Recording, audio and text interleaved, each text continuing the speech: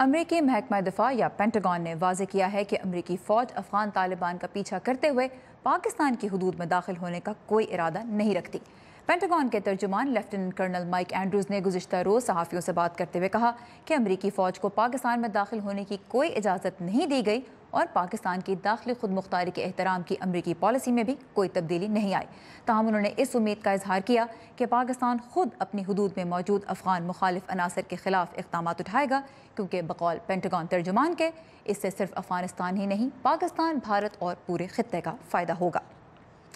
دوسری جانب افغان طالبان نے افغان صدر اشرف غنی کی جانب سے مذاکرات کی دعوت کا اب تک کوئی جواب نہیں دیا، لیکن سابق افغان جہادی تنظیموں کے ایک مشترکہ نمائندہ محمد اسماعیل کی طرف سے مذاکرات کے پیغام پر مثبت رد عمل ظاہر کرتے ہوئے انہیں قطر میں طالبان کے سیاسی دفتر سے رابطہ کرنے کو کہا ہے۔ افغان طالبان کے ترجمان ذبیح اللہ مجاہد نے اپنے پیغام میں افغانستان میں جاری بحران کے حل کی کوششوں کو سراہا، لیکن ساتھ ہی سابق جہادی لیڈروں سے طالبان کا ساتھ دینے کی اپیل بھی کی ہے، کیونکہ بقول ذبیح اللہ مجاہد افغانستان پر قابض فوجیں ملک اور افغان عوام کی خیر خواہ نہیں ہیں۔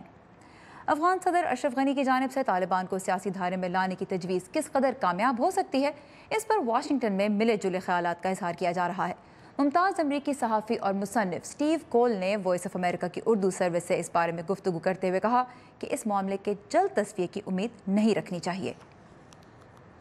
Well, I think it's a positive framework, and میرے خیال میں یہ ایک جامع اور جرأت مندانہ تجویز ہے، لیکن میں فی الوقت اس سے کسی نتیجے کی امید نہیں رکھتا۔ اس کی ایک وجہ تو سال 2019 کے افغان انتخابات ہیں اور متحدہ افغان حکومت کے لیے اتنے پیچیدہ اور ناقابل اعتبار مذاکرات کو اندرونی سیاسی کشمکش کے ماحول میں آگے لے کر چلنا مشکل ہوگا۔ ان دنوں امریکی موقف یہ ہے کہ وہ طالبان سے بات چیت کی ضرورت محسوس نہیں کرتے جب تک طالبان اپنے ہم وطنوں سے مذاکرات نہ کرنے پر بضد ہیں، خصوصاً ایسے وقت جب صدر غنی نے ایک ایسی پیشکش کر رکھی ہے جو اس سے پہلے کی تمام تجاویز سے زیادہ جامع ہے، تو وہ طالبان پر اپنی رائے بدلنے کے لیے دباؤ بڑھا رہے ہیں۔ یہ تھے ممتاز امریکی صحافی اور مصنف سٹیو کول۔ دوسری جانب طالبان پر مذاکرات کے لیے دباؤ ڈالنے کے حوالے سے پاکستان کے کردار پر واشنگٹن کے تحقیقی ادارے اٹلانٹک کونسل سے وابستہ تجزیہ کار شجاع نواز نے وائس آف امریکہ کی اردو سروس کو بتایا کہ پاکستان خود بھی ایک وقت میں دو مختلف مقاصد حاصل کرنے کی کوشش کرتا نظر آ رہا ہے۔ پاکستان کی پوزیشن جو ہے وہ بڑی پیراڈاکسیکل ہے۔ وہ یہ ہے کہ ایک طرف سے وہ نہیں چاہتے کہ کابل میں طالبان کی حکومت ہو، کیونکہ اگر حکومت ہو گئی تو پھر وہ تحریک طالبان اور لشکر طیبہ اور باقی ایسے جو گروپس ہیں ان کی مدد کرے گا اور پاکستان کے لیے مصیبت آئے گی، بہت زیادہ مصیبت آئے گی۔ لیکن وہ یہ بھی نہیں چاہتے کہ پختون ایلیمنٹ جو ہے افغانستان میں اس کو ختم کیا جائے۔ وہ ایک توازن برقرار رکھنا چاہتے ہیں افغانستان میں۔ تو میں سمجھتا ہوں کہ افغان میں امن لانے کے لیے بہت ضروری ہے کہ پاکستان کا جو کچھ بھی انفلوئنس ہے وہ طالبان پہ اگر وہ استعمال کر کے اور انہیں کہیں کہ آپ یک طرفہ سیز فائر اعلان کریں اور پھر آپ افغانستان اور امریکہ دونوں کے ساتھ بات چیت کریں۔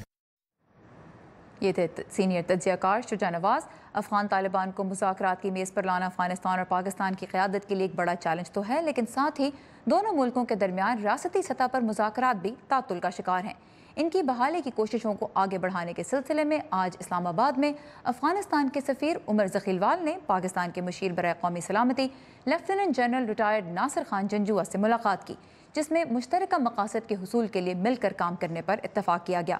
گزشتہ اختتامی ہفتہ ناصر خان جنجوعہ نے کابل کا دورہ کیا تھا، جہاں افغان صدر اشرف غنی نے ان سے ملاقات کے دوران پاکستان کے وزیر اعظم شاہد خاقان عباسی کو کابل کے دورے کی دعوت بھی دی تھی، جس پر فی الحال پاکستان کی جانب سے کوئی حتمی فیصلہ سامنے نہیں آیا۔